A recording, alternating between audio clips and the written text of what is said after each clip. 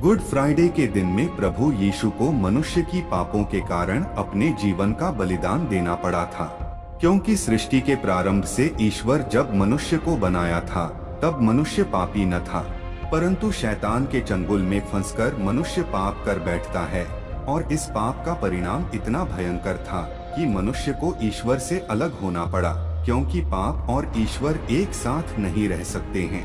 पर जिस तरह संसारिक माता पिता नहीं चाहते कि बच्चे उनसे अलग हो जाएं, वैसे ही ईश्वर भी सृष्टिकर्ता होने के कारण सबका पिता है, इसलिए वह भी नहीं चाहते हैं कि मनुष्य उनसे अलग रहे।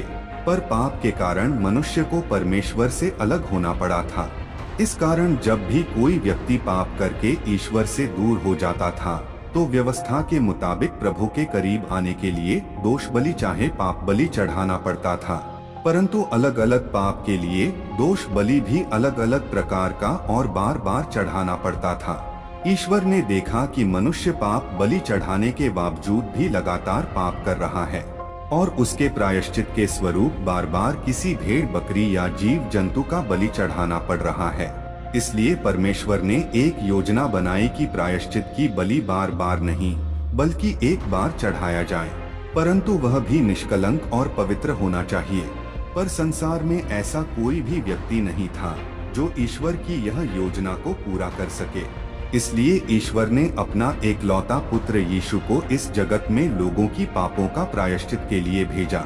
यीशु ने वाचा अर्थात प्रतिज्ञा का वह लहू बहाकर पिता ईश्वर की योजना को गुड फ्राइडे के दिन पूरा किया था।